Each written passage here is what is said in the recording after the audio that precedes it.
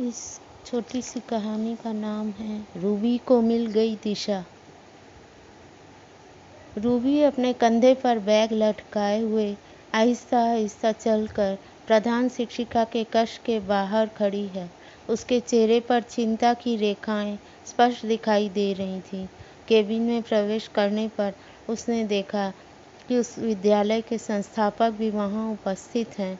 उस समय रूबी के मन में तरह तरह के सवाल उठ रहे थे कि क्या उसका जवाब चुनाव मंडली को पसंद आएगा, क्या वह अपनी निष्ठा और योग्यता का विश्वास उन लोगों को दिला सकेगी, क्या वह अपने माता पिता के सपनों को पूरा कर पाएगी।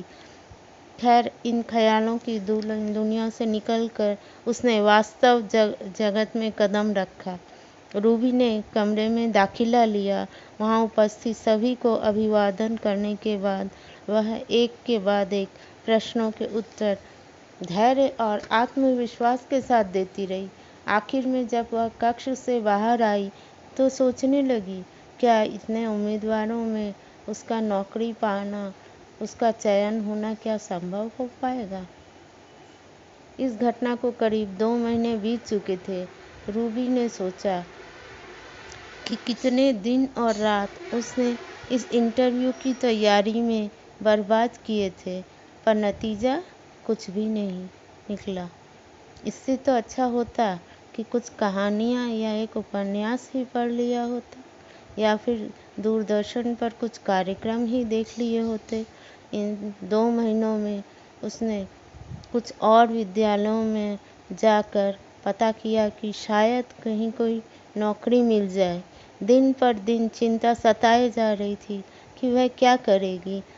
इन 2 महीनों में उसने कई नौकरियों के लिए आवेदन पत्र भेजे थे, लेकिन कहीं से कोई जवाब नहीं आया। चारों तरफ से निराश होकर उसने सोचा कि वह अपने घर पर कुछ बच्चों को बुलाएगी, बच्चों को एक नए तरीके से, यानी कि प्ले मेथड से पढ़ना लिखना सिखाएगी। ये विचार उसके दिमाग में आते ही उसने सोचा कि घर पर बच्चों को बुलाने के पहले पापा और मम्मी की अनुमति लेना ज़रूरी है। रूबी कमरे से निकलकर रसोई घर पहुंची। वहां माँ सब्जी काट रही थी। रूबी ने सोचा, कहूँ या ना कहूँ। माँ ने अनुमति देने से इनकार कर दिया तो जो भी हो, हाँ या ना देखा जाएगा। यह सोचकर रूबी ने माँ को सारी बात बताई तो माँ ने कहा, तुम चाहो तो ऐसा कर सकती हो। बस फिर क्या था, रूबी को नया काम करने की दिशा मिल गई थी।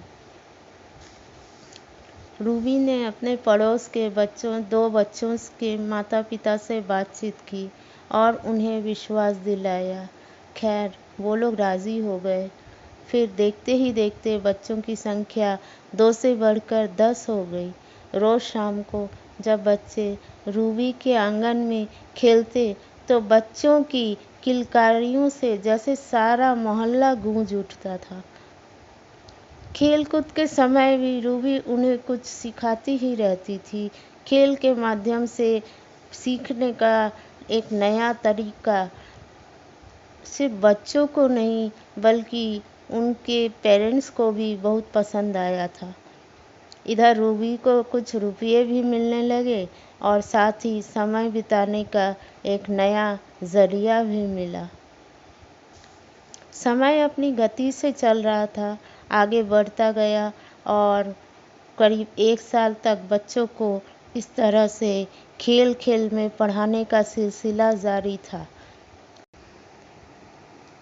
एक दिन घर के दरवाजे पर एक अजनबी महिला उपस्थित हुई। उन्होंने कहा कि वह रूबी से मिलना चाहती हैं। रूबी उन्हें देखकर शुरू में कुछ संकोच कर रही थी। फिर उस महिला ने आगे बढ़कर कहा कि वे एक किंडरगार्टन स्कूल चलाती हैं। उन्होंने बच्चों के परिवार वालों से रूबी मैडम के बारे में सुना है। जब उन्होंने रूबी से पूछा कि क्या आप बच्चों को पढ़ाना पसंद करेंगी और आप क्या मेरा स्कूल ज्वाइन करेंगी, आप सब तो जानते ही हैं कि रूबी ने क्या जवाब दिया होगा। उसके इतने दिनों के सपने अब यथार्थ में परिवर्तित होने चले थे।